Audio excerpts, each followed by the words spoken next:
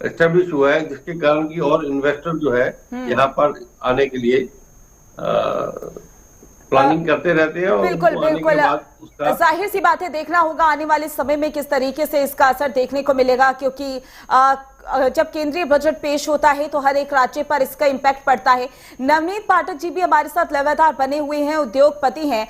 नवनीत पाठक जी, जब ये बजट पेश हो रहा था तो निर्मला सीतारमण ने बार बार एक शब्द का बहुत ज्यादा प्रयोग किया, ईज ऑफ डूइंग बिजनेस का। राज्य में इसका असर कितना पड़ता हुआ नजर आ सकता है और अभी पड़ रहा है?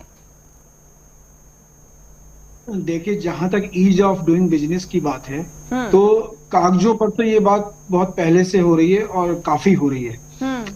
लेकिन जब उसको नीचे धरातल पे देखते हैं तो अभी तक बिल्कुल नीचे जो छोटे व्यापारी हैं, जो फैक्ट्री लगा के कुछ करना चाहते हैं, हम्म। तो उनके लिए अभी भी प्रॉब्लम्स कुछ ना कुछ बनी रहती है। हम्म।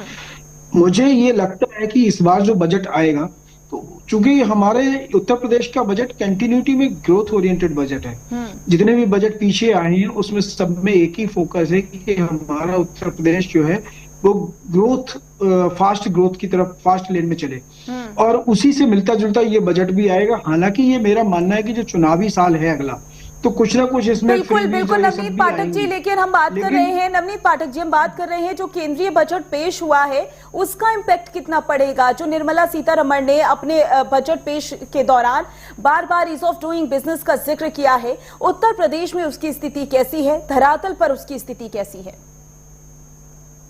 देखिए, केंद्रीय बजट की जहां तक बात है, तो वो इस समय जो बनाया गया था वो बहुत ज्यादा ध्यान में इस तरह से रख के बनाया गया था, जिसमें एमएसएमई सपोर्ट्स हम्म। को ध्यान में रखा गया था। हम्म। हमारे यहाँ टैरिफ की टर्बुलेंस चल रही थी, तो उसकी वजह से एक्सपोर्ट हमारा हर्ट ना हो, उन चीजों को ध्यान में रखा गया था और काफी सारी सपोर्ट की बात की गई थी। हम्म। वो बजट, वो जो सेंट्रल बजट है, वो पूरी वर्ल्ड इकोनॉमिक्स को ध्यान में रख के वो बजट बनाया गया था। हम्म। लेकिन जब हम उत्तर प्रदेश की बात करते हैं, तो उत्तर प्रदेश में जो कुछ योजनाएं सेंटर की हो सकती हैं जो यहाँ पर आएंगी, लेकिन हमारा बजट उत्तर प्रदेश को ध्यान में रख के बनाया जाएगा।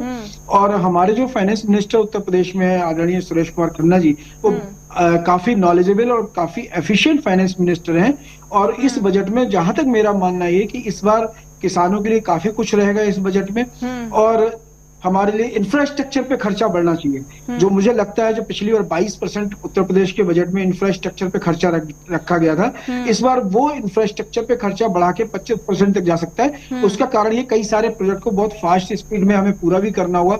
2027 का चुनाव है, तो उससे पहले उन सभी संभावनाओं को ध्यान में रखते हुए चीजें होंगी। बिल्कुल जाहिर सी बात है कि ईज ऑफ डूइंग का तो जिक्र बार बार किया गया, और जैसे कि आपने बताया कि पूरे वर्ल्ड को देखते हुए, वैश्विक मंच पर देखते हुए इस बजट को पेश किया गया, और उत्तर प्रदेश के लिहाज से भी ये बजट काफी ज्यादा अहम हो जाता है।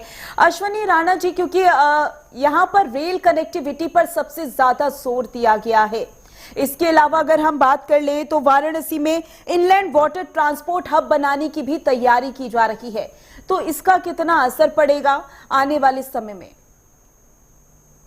देखिए, क्या है कि जब आपको प्रगति करनी है, आपको इंफ्रास्ट्रक्चर बढ़ा रहे हैं, तो इंफ्रास्ट्रक्चर में आपका रोड भी चाहिए, रेल भी चाहिए और एयर भी चाहिए।